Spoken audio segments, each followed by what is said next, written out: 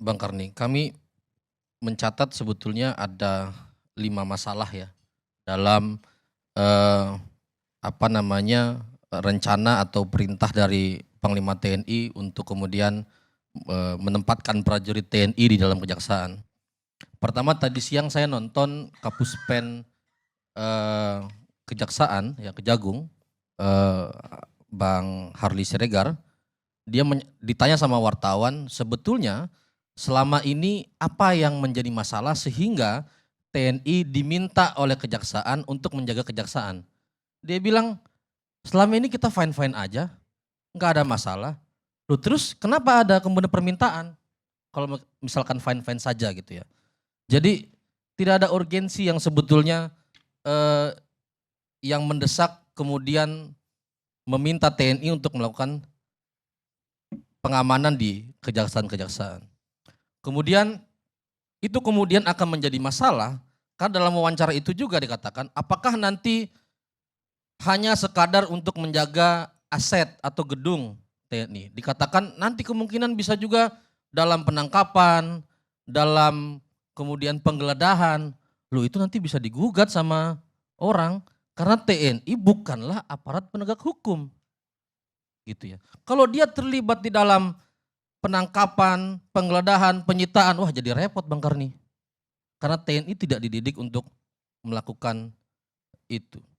Nah yang kedua adalah kalau kita komitmen dan konsisten terhadap konstitusi, dalam pasal 30 itu dikatakan bahwa TNI adalah alat pertahanan negara, bukan yang lain gitu ya.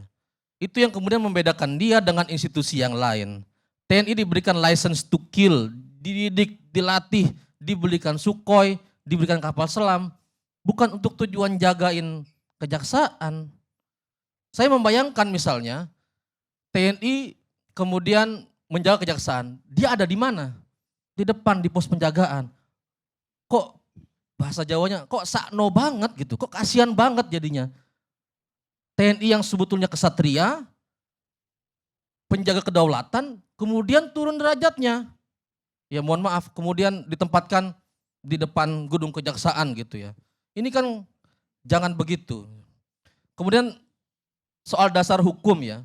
Dalam Undang-Undang TNI, baik Undang-Undang TNI yang lama, Undang-Undang 34 2004, maupun dalam Undang-Undang TNI yang baru, Undang-Undang 5 tahun, Undang-Undang nomor 5 tahun 2025, ini belum dimungkinkan. Kalau kita pakai undang-undang yang lama, maka dia harus berdasarkan kebijakan dan keputusan politik negara. Apa itu? Yaitu adalah kesepakatan bersama antara presiden dengan DPR. Gitu ya. Baru dia boleh tadi dikatakan misalnya membantu pemerintah di daerah gitu ya. Atau misalnya dengan dalil yang lain misalnya pengamanan objek vital gitu ya. Itu baru boleh kalau ada sudah kesepakatan antara presiden dengan DPR. Kalau kita pakai undang-undang yang baru, dia harus menunggu dulu ada PP dan Perpesnya. Loh MOU ini, TR ini gak pakai dasar hukum itu Bang Karni.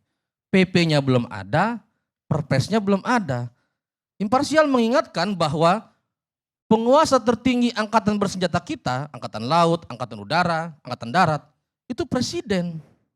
Jadi nggak boleh jadi tidak boleh tanpa ada otorisasi dari presiden melakukan mobilisasi termasuk memerintahkan pasukan untuk melakukan penjagaan di kantor-kantor kejaksaan.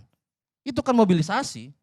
Karena kalau kita lihat jumlahnya, tadi kalau dikatakan bahwa ini jumlah maksimal misalnya tidak 10 atau tidak 30 untuk Kejati atau 10 untuk Kejari, tapi saya tidak menemukan dalam TR-nya ini misalnya ada kata-kata maksimal gitu ya. Jadi wajarlah publik kalau misalnya menghitung, kalau kami menghitung ada 5.840 prajurit TNI yang nanti akan ditempatkan di kejaksaan. Meski kendati tadi diklarifikasi bahwa itu jumlah maksimal. Kalau jumlah sekian banyak itu dideploy ke kejaksaan, itu setara 6 sampai 7 batalion Bang Karni. Kita dalam situasi apa? Sehingga kemudian ditempatkan dalam kejaksaan. Dan tanpa lagi otorisasi daripada presiden. Kami curiga presiden tahu nggak sih ada perintah ini dari Panglima TNI, dari Kasat kemudian untuk deploy pasukan ke kejaksaan. Jangan-jangan nggak tahu gitu ya. Nah, itu jadi repot lagi, kita adalah negara hukum, punya angkatan bersenjata, diberikan senjata yang canggih, dilatih dengan biaya yang mahal, tiba-tiba ada orang selain daripada presiden memobilisasi pasukan. Kemudian yang keempat Bang Karni, TNI menjadi tidak fokus. Gitu ya. Kita bayangkan TNI itu dididik, dilatih, dibiayai, dipersenjatai, kan semata-mata untuk berperang gitu ya. Untuk menghadapi ancaman dari luar gitu.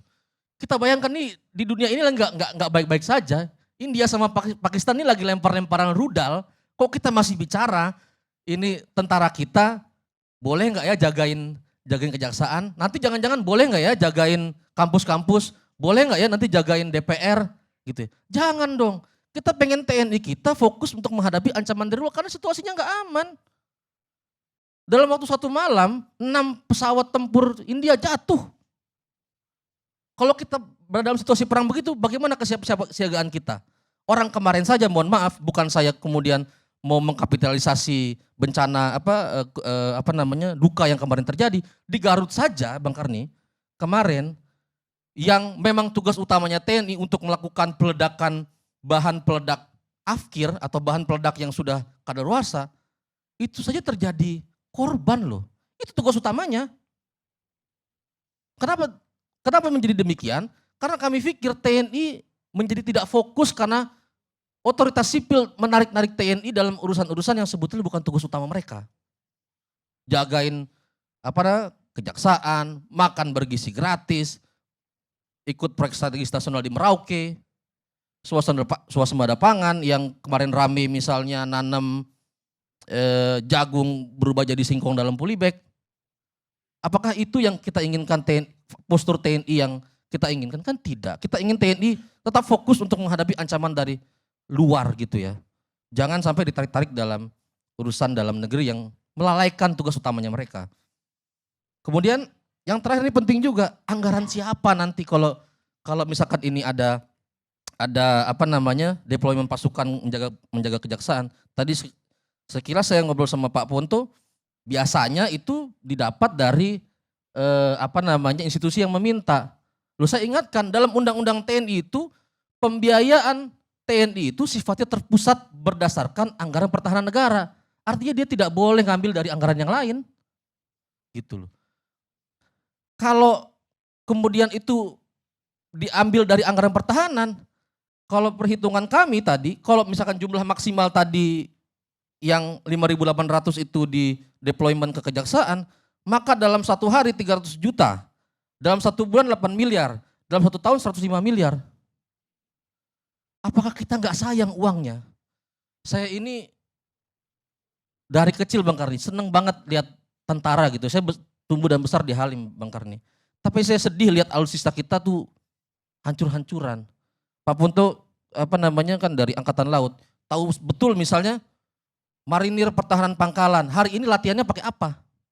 Di tengah pesawat tempur yang sudah Mach 2, sudah sangat canggih begitu, masih menggunakan alutsista pertahanan udara, warisan Perang Dunia Kedua Bang Karni. Apakah itu? Ini kan soal politik anggaran yang tidak tepat guna. Mestinya anggaran sebesar itu bisa digunakan, satu untuk kesejahteraan prajurit masih banyak yang gak punya rumah. Kedua, untuk beli alutsista. Itu soal anggaran. Artinya dari 5 kritik kami tadi, kami menyimpulkan bahwa ini gak tepat gitu ya. Ini gak tepat dan harusnya dievaluasi kebijakan ini. Begitu Bang Karni.